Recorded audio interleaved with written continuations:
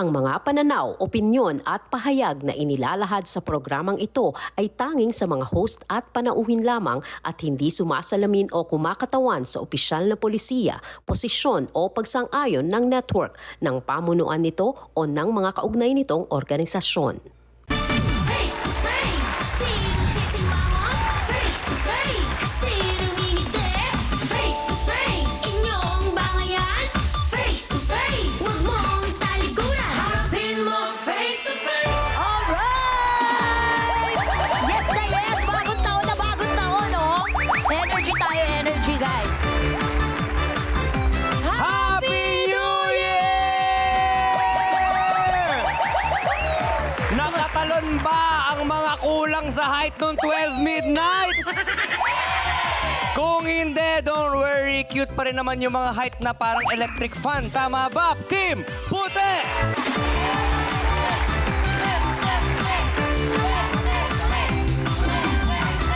Okay, yung mga single naman na nanonood dyan, kumain na ba kayo ng isang dosenang ubas? Hindi Sa lang. ilalim ng mesa. Isang crate ng ubas. Ano ba gusto nyo? Alam nyo, i-claim nyo na yan. Your jowa era is coming. I can feel it. Yan ang wish namin dito sa Team Pula.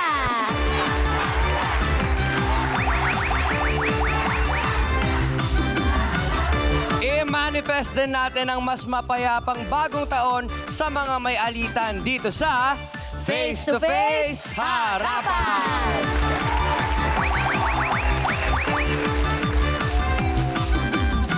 Another year, another era ng bigayan ng advice. Let's welcome our harapang tagapayo. Our mental health advocate, Dr. Camille Garcia.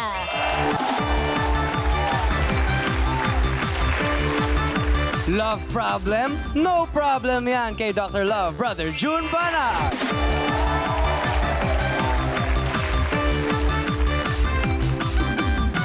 Ang abogado ng mga sikat, o di ba? Attorney Lorna Capunan.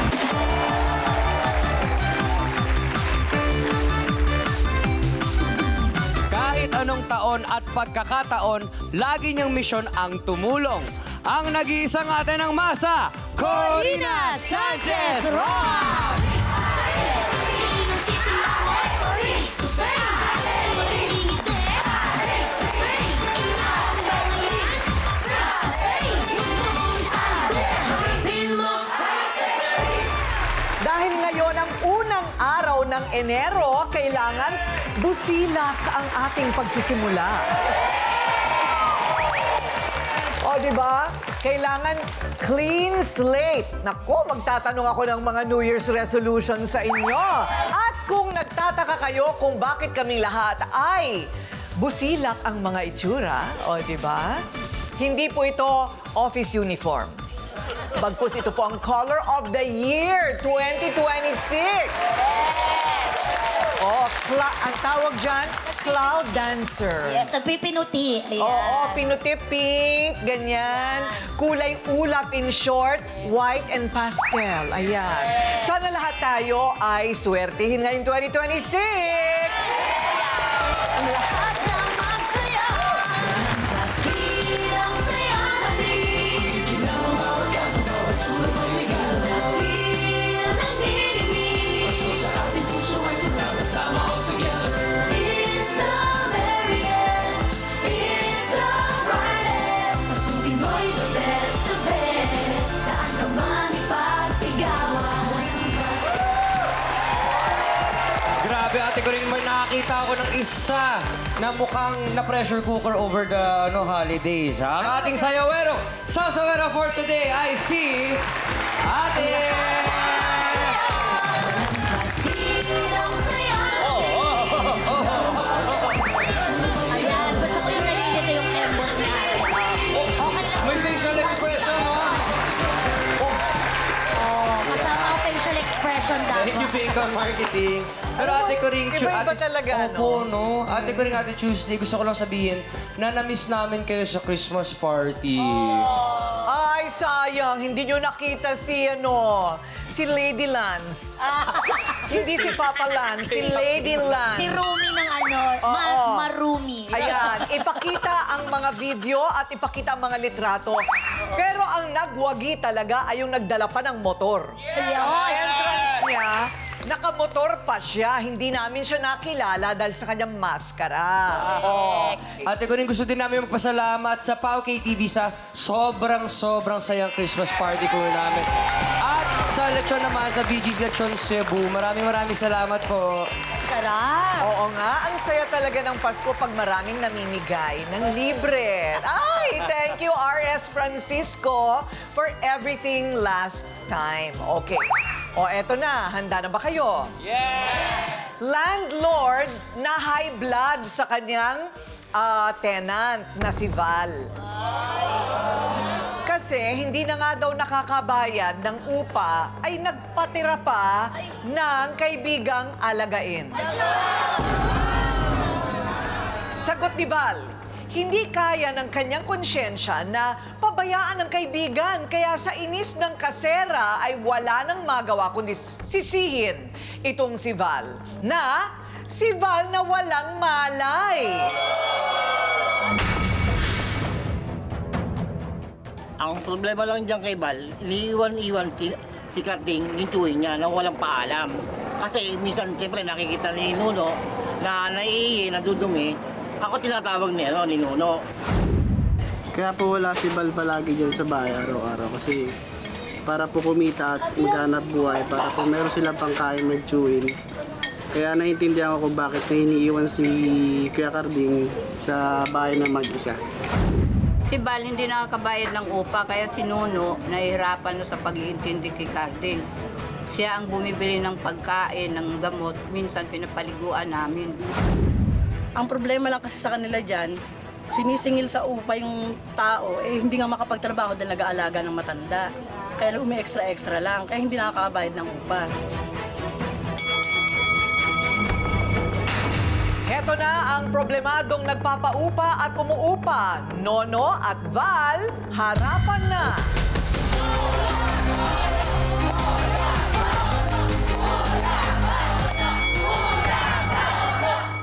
Ayan, ang kasera at ang umuupa. Gaano ba kalaki yung inuupahan? Medyo malaki po, mama. Ay, malaki na ba yung ganyang lagay na yan? Talaga ba? Kasya naman ang kama. Hindi, papag lang. Papag lang talaga. Tapos, parang bed spacer lang, no? Hindi, maluwag-luwag naman po, maano po siya. Pero meron bang CR? Meron po. May CR namang sarili. Magkano po ang renta dyan? 2,000 po, kasama na po ilaw tubig. Wow! 2,000 kasama na ilaw tubig. Mura na yon. Saan po yan? Dito po sa may Caloocan po. Caloocan. Anong nangyari? Kumatok sa inyong pinto, gustong magrenta. Opo. Tapos? Nangupahan po siya, ma'am. Nung isang taon po nakakabayad siya. Itong isang taon din po nakakabayad, nagdala pa ng alagain, si Carding. Nako! Ma'am, may mga anak din, may anak po ako, may asawa rin po ako stroke. Iniiwan niya, ma'am, magpapakita siya, tapos uuwi po siya maga. Ako na ho nag-aalaga. Ay! Nung inano po, na-stroke, wala siya. Nakahiga pong gano'n. Wala po siya. Ang ginawa ko po, ma'am, pinakbo ko yung anak ko, dinala namin sa pinatakbo ko sa sa ISAB. Anong nangyari pala sa kanya? Na-stroke po. Stroke! Wala siya doon. Wala. Iniwan niya lang. Sino nagbayad sa ospital? Wala pong bayad, ma'am. Walang Lapit-lapit po namin sa kung saan po. So hanggang ngayon, nandyan pa rin daw? Opo. Oo. Kasi Ito 2 linggo daw na nasa ospital. Di naman lang ngayon, iniwan na lang ng basta. Ako na lang ang nag-aano, tsaka yung anak ko. Yung bumibisita sa ospital. Oo. Nakakaawa naman. Ilan taon na po yung taong yon? 68 na po, ma'am, si Mang Carding.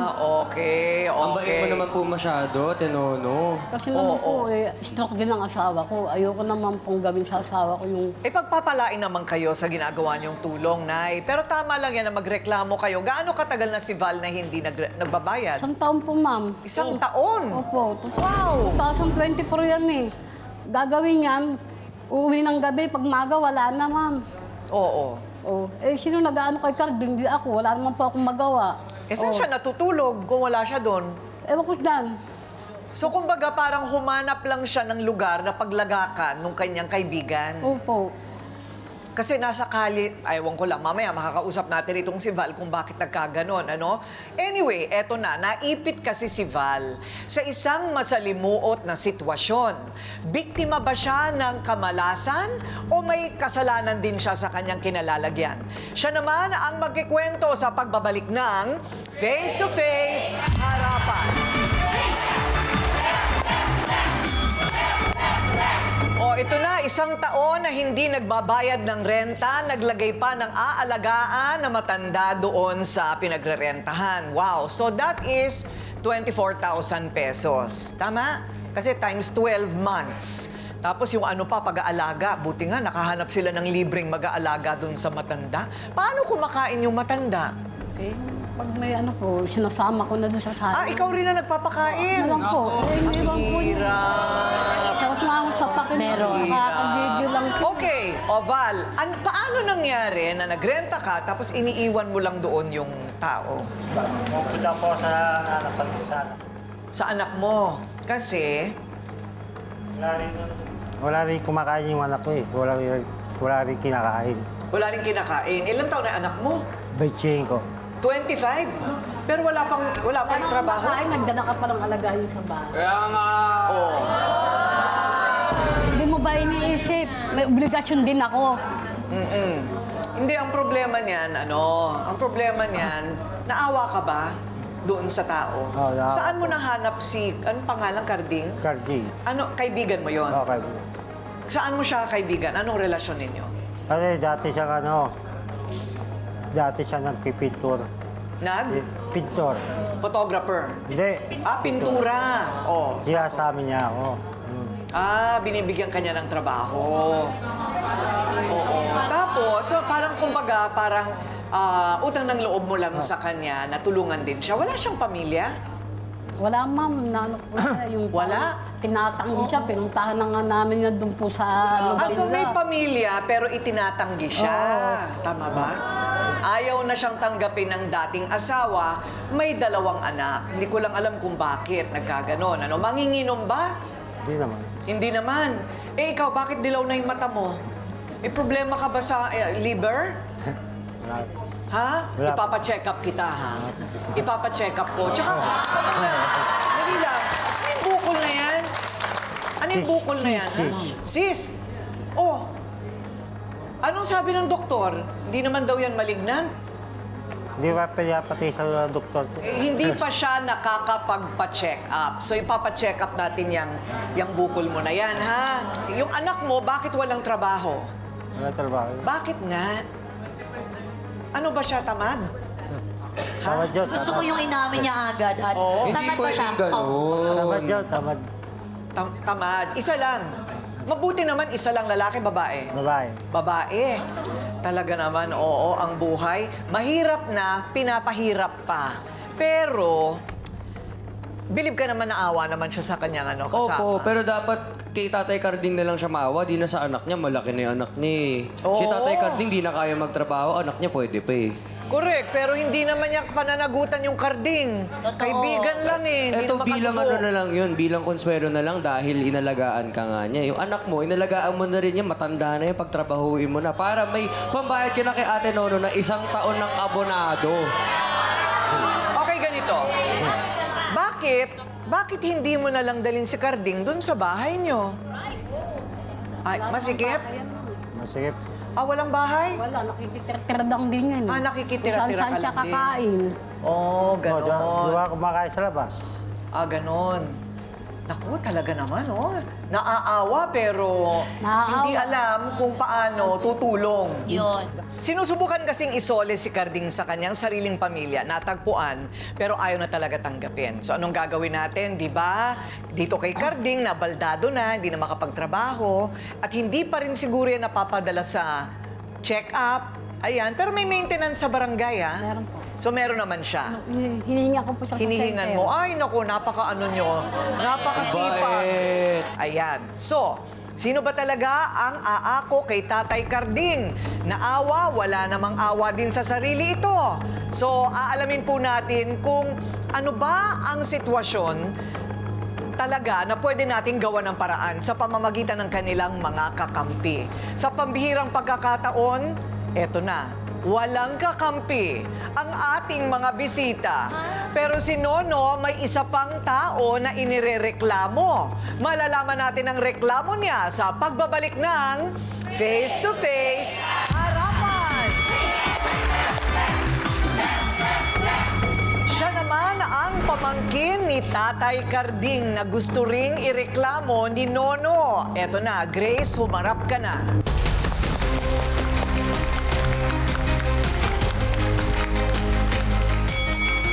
So, pero yung unang beses sa dinala mo si Carding, Val, dito kay Nono, wala pa si Grace.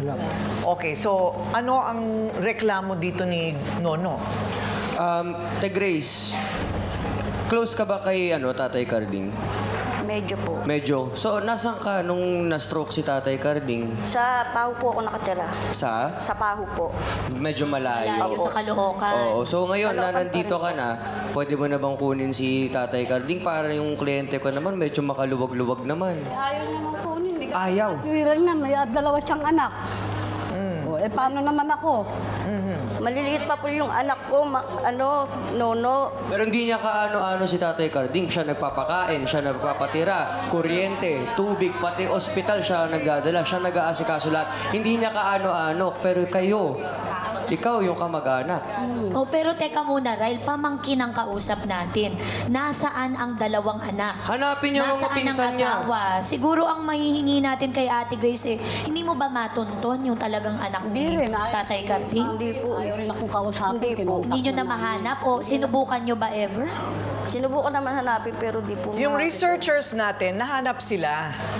Nahanap sila, ayaw na nga nilang tanggapin. Kasi daw, malaki din ang pagpapabaya sa kanila ni Tatay Carding. Ah, may sama ng loob. Ayun. So, attorney, paano yun? How do you resolve something like this? They're obligated to take care of their father, yung asawa, ganun din? Actually, hindi, no? Because may sarili, itong mga dalawang anak, may sarili na ring pamilya. So, ang primary obligation nila ay sa pamilya nila. Yung si Tatay Carding, pwedeng in law, pwede sa batas, pwede sabihin na abandoned. Parang abandoned child, no? Yan. Applicable to senior citizens? Applicable to abandoned senior citizens. Ah, okay. So, pwedeng i-apply yan sa DSW ng abandonment, neglect. Kasi meron tayong facilities for old age homes. Baka mag-qualify.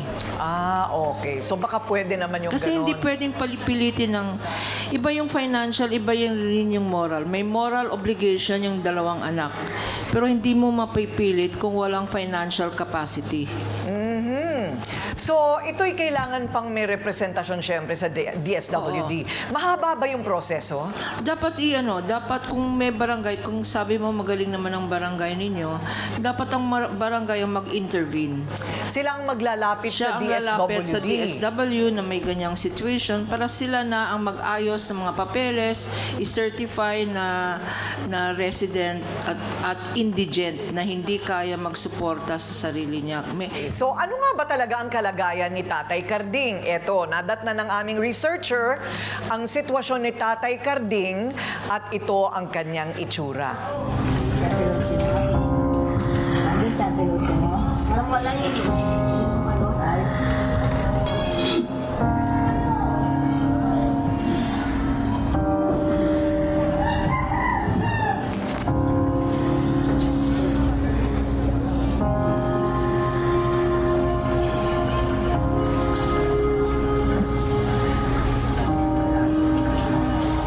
Nakakaawa nga naman, ano? Pero ang maganda naman dun, mukhang hindi nyo napapabayaan kasi medyo malaki pang katawan eh. Ano? Napapakain ninyo ng 3 beses isang araw. Kung ano yung makakayang ihain. Kung anong makakayang ihain, oo.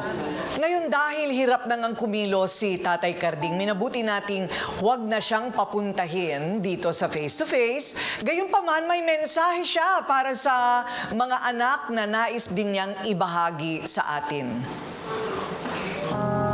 Ito, hirap na hirap po ang buhay ko. Minsan di ako makain.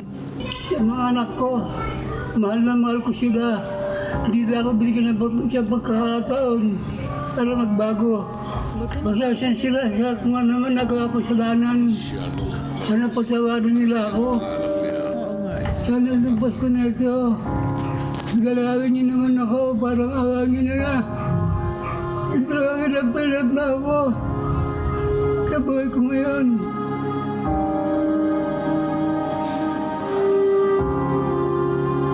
Kawawa din naman talaga si Tatay Carding, ano. Pero hindi rin natin masasabi kung bakit ganyan na lang po yung takwil sa kanya ng kanyang mga sariling anak at saka yung asawa. Bakit kaya ganon? Kawawa din talaga ang mga senior citizens, ano. Pero sabi nga ni Attorney Lorna, baka may pag-asa pa sa pamamagitan ng ating gobyerno. Ngayon, kung ang magulang ay naging pabaya, tama lang bang pabayaan din natin sila? Pag-uusapan natin yan sa pagbabalik ng Face to Face Harapan. Face to face, Ikaw, kung ikaw ang pinabayaan o sabihin na nating inabuso ng magulang, aalagaan mo pa rin? Ako, hindi rin, ate ko. Ganon? May ganon ka rin? Papatawarin ko, pero siguro hindi ko nabibigay lahat. Maski magulang ko pa. I mean, medyo nangyari na rin naman sa akin eh. So, magiging okay tayo, pero wala na tayong pakialaman. Kaya mo na yan eh. Ginawa mo yung mga ginawa mo, ngayon, panindigan mo. Ay, ganon. May ganon, ano? Ikaw, Tuesday. Nasasaktan ako sa sagot ni Rael kasi dahil para nakitang nakababatang kapatid, alam ko yung nangyari sa buhay mo. Pero bilang magulang na rin ha, para ako si ate ko rin, naghahanda ako ate para sa pagtanda ko. Dahil ayoko ding maging pabigat sa mga anak ko, una. Pangalawa, kahit maganda ang pagpapalaki ko sa anak ko, gusto ko enjoyin nila yung sarili nilang buhay. Na hindi ako parang nakaangkla sa aking pagtanda. Sumisafety ako. Pero sa pagpapatawad, lalo na ngayong bagong taon, nadudurog ang puso ko nung nakita ko si Tatay Carding. Kasi lahat tayo doon pupunta. Lahat tayo tatanda, lahat tayo magiging mahina, magkakasakit. At kahit bisita, hindi ko kailangan ng gamot, ng pera, ng regalo. Yung malasakit, maramdaman kong nakikita pa ako ng mga anak ko. Yun ang pampahaba ng buhay. Opo, yun na lang po talaga ang wish ko kay tatay. Okay, ano masasabi ng mga sausawerang puti? Ayun, unang-una po, Kuya Val, gusto ko pong malaman nyo na napakalaking tulong yung naibigay sa inyo ni Mother Nono. At bago pa naman po kayo mangupahan is for sure sinabi na ni nanay kung magkano ang ibibigay yung halaga, kung kailan nyo po ibibigay buwanan at hindi nyo po nirespeto yon. Ayun po ang nagkukulang sa inyo. Yung concept po of respect, yung obligation nyo bilang isang taong nangungupahan. Gusto ko lang po malaman ni Ma'am Nono na wala naman pong humingi ng tulong sa inyo. Sa sariling desisyon nyo po na tumulong yon. And mabuti po yung loob nyo, tatanggapin po namin yon. Pero bakit po kayo nagre-reklamo kung totoong mabuti yung loob nyo? Attorney Lorna, kapag hindi na inaaruga ng mga anak ang kanilang magulang, may pananagutan ba sila? Palagay ko, wala.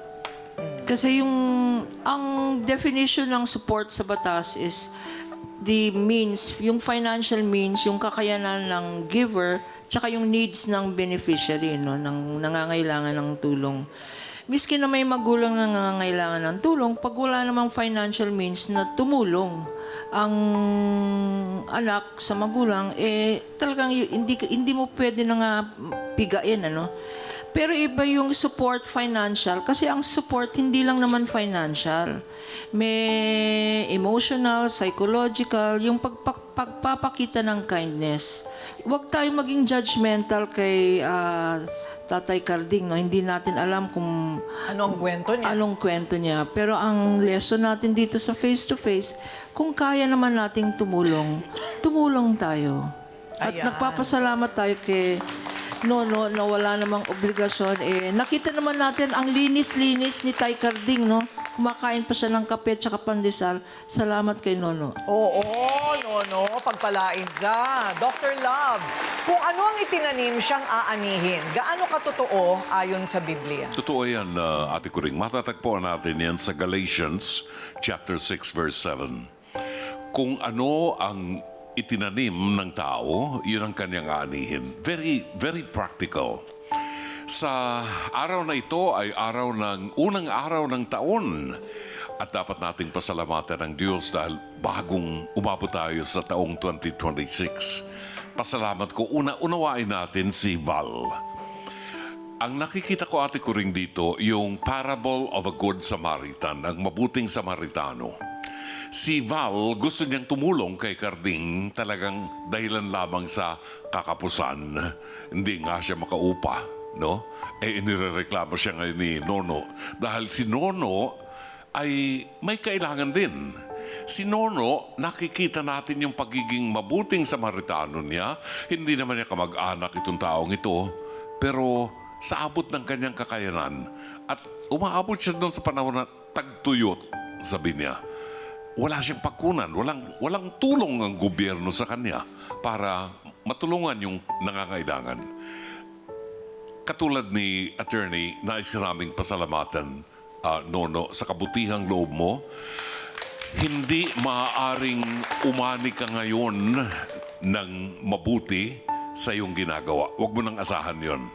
Pero nasa iyo ang paningin ng Diyos at nasa iyo ang biyayang ipagkakaloob niya. On this note, Ate Kuring, hindi lang kung ang gobyerno natin ay hindi makatulong sa mga katulad ni Mang Carding, baka pwede natin itap ang Caritas, ang social welfare arm ng Simbahang Katoliko. Meron din silang, kahit mga madre, merong mga madre na tumutulong sa mga katulad ni Mang Carding para matulungan. Ayan, okay. Sige, itatawid po namin yan, Nanay? Okay, Doc Camille, paano naman natin maaalagaan ang mental health ng mga seniors na parang baldado na? Unang-una, no, Ate Kuring, talagang sinasabi nga sa pag-aaral, pagdating ng seniors, sila'y mas susceptible or sabihin na natin, pwedeng mas madali silang magkaroon ng depresyon. Unang-una, malaking factor, kung na-stroke kayo, dapat malaman din kung ano ang apektado sa utak. Dahil kasi dun mo malalaman kung more or less kung ano pong klase yung pwedeng pag-rehabilitate. Kasi meron pong tinatawag na 10-25-40 rule, meaning to say pag 10% totally improve yon. Tapos 25, medyo may mga konting gagawin and 40% yan yung talagang total rehabilitation. Alam nyo, kung bait ng kanyang pamilya na susuportahan siya. Kumisan, yun, malaking tinatawag nating nagkakaroon ng pagkakataon na biglang gumagaling at umaayos dahil kasi yung suporta ng pamilya, nakakatulong siya para mas magkaroon ng motibasyon na maglakad, galawin yung mga kamay niya, yung mga ganun po. At saka talagang gusto niya magpalakas. Tapos at the same time, kahit na wala kayong pera, pero kung maipapasyal nyo yung inyong matanda sa labas, makikita niya na, merong may nagtutulak sa wheelchair ko o kaya naman inaalalayan ako. Malaking factor yon para sabihin natin yung mental health ng isang nakakatanda, umaayos po. Ayan. Amen. Thank you. Kailangan nating hanapan ng bagong simula itong si Tatay Carding. Ganun din, bagong simula para kay Val at kay Nanay Nono na nagpakabayani ng pag-aalaga ng hindi niya kaano-ano. So, saan mapupunta si Tatay Carding? Paano tayo magsisimula para tumerno naman tayo sa unang araw ng 2026? Malalaman natin sa pagbabalik ng Face to Face Harapan. Face to face, sinong sisimawan? Okay, para kay Val, para maganda naman ang simula ng iyong 2026, kailangan yung 2026 natin, alam natin ang estado ng ating kalusugan. Kaya maraming nagpapa-full check-up ng Enero. Kasi ang dami kinain kolesterol ng Disyembre.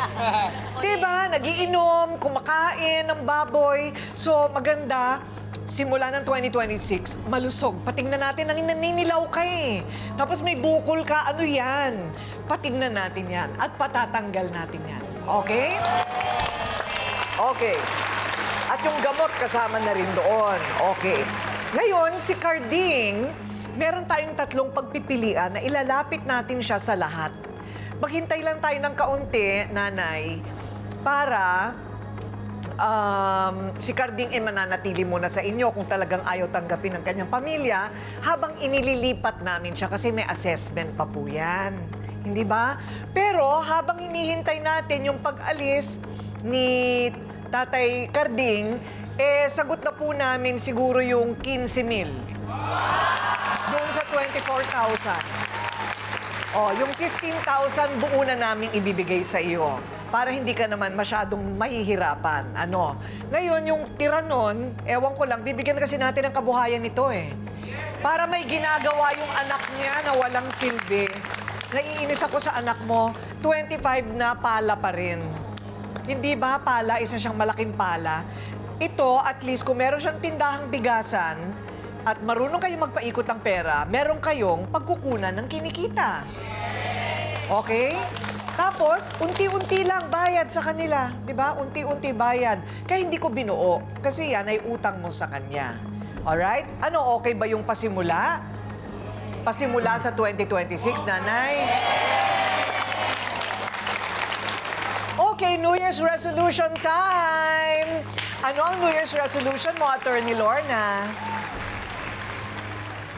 Actually, sinabi ko, anong gusto ko para sa New Year? Sabi ko, gusto ko ikulong lahat ng mga kurakot.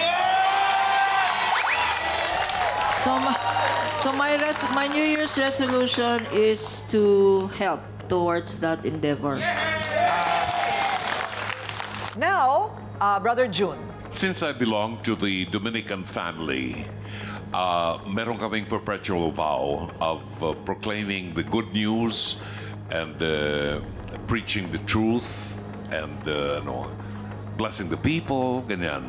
It's a perpetual vow. So, siguro mag-exert pa ako ng effort na gamitin ang platforms ng face-to-face, programa ko sa radio, to proclaim the good news of salvation. Doc Camille. Sana hindi ako magsawa ng pagtulong sa pagpapalaganap ng mental health for reasons because ate ko ring last year sabi ko ayoko na. Pero ang daming lalong lumalapit na tao na humihingi ng tulong. So, I'm hoping na pag 2026 dahil yun na lang mga korap ang sana magkaroon ng mental health issues. Okay, Ryle. Ako, ate ko ring, mapanatili ako dito. Mapanatili ako dito. Tsaka syempre, mapanatili din ako sa Vibe. Mapalagaan ko yung dalawang show. Natapos ko din yung taon ng 2025 nang naging number 2 ako sa buong Pilipinas sa Shopee. So, kapag ka naalagaan ko yun, mapalago natin yun, in turn, mas madami din akong natutulungan dahil doon. Talaga ba? Okay, ikaw naman, Tuesday. Ay, ate ko rin ang iniwan natin na Year of the Snake. So, ang snake ay pag-shed. This year na nakaraan, iniwan ko ang mga pangit kong ugali, ang mga tao na hindi na talaga dapat kong kinikip. Ngayon ay Year of the Horse. Ito ay tungkol sa progress, tungkol sa pag-abante. So, this year, ang resolution ko ay wala na akong ipipigil pa, wala na akong self-doubt, wala na akong pag-iimbot. Gagawin ko ang lahat para maging Miss Universe 2026. Para umunlad ang aking buhay at maging blessing sa ibang tao. Ayun. Every day is a Tuesday! Yes! Okay, bukod sa mga ipinangako nating mga resolusyon sa aming mga sarili, at saka kay Tatay Carding, eto naman, meron tayong Pa-New Year regalo! Pa-New Year regalo para sa inyo. Ayan! Okay. Diba? Magandang panimula. Eto na nga po. Sabi nga nila, sa Ingles, to err is human but to forgive is divine. Okay lang yung nagkakamali, pero yung tao lang po kasi tayo pero kapag tayo ay natuto o magdesisyon na magpatawad, yan ang mas mahirap, pero yan ang mas makabuluhan sa mata ng Panginoon at sa ikabubuti ng ating mga sarili. Ayan. Lahat kasi tayo hindi naman perpekto, tulad siguro ni Tatay Carding. Kung sana'y pinatawad na lang siya ng mga anak, edi wala tayong problema ngayon. Hindi din perpekto si Val, pero sa kagustuhang makatulong ay lumabag naman sa batas. Hindi din perpekto si Nono na panay reklamo, pero may iba naman kasi siyang mga obligasyon din. Ang isa sa aking New Year's resolution, mahaba po yan, 10 yan parate. ay ang pahalagahan ng mga bagay at tao na dapat, tulad ni Tuesday, yung medyo magbawas-bawas ng hindi dapat na nariyan pa sa paligid, at mas pahalagahan ang mga pamilya at ang mga taong tumulong at tumutulong sa akin. Kaya naman ako'y nakakatulong din sa iba, di ba? So it is actually paying it backward so we can pay forward. Ako po ang inyong Ate Kuring at nagsasabing may cake ang harapin ang mga issue dahil walang hindi nadadaan sa pag-uusap pa sa dapat, may mukha kang ihaharap dito sa Face to Face Harapan! Face to face. Face to face. Face to face. Face to face. Face to face, harapan tayo. Face to face, problema'y solusyonan. Tayo na ating pag-usapan. Face to face, tama ng okrayan. Sapo na saputin, tama o mali. Galit, bati. Bawat panig ating pakinggan, ang mga gusot ay may kasagutan. Face it, face off. Di ba sadyang makulay ang mukha ng buhay? Tayo magharapan sa... Paano kung ikaw ay nananakawan ng bigas sa loob mismo ng iyong tahanan? Naiinis po ako dito. Magsasaing ako. Lang na yung gagatangin ko. Wala na. Nasa kanya pala. Hindi ko napalitan yung bigas na nagreklamo po siya sa akin. Napahiya niya na po ako sa labas. Eh kaso naman ma'am, nawiwili na.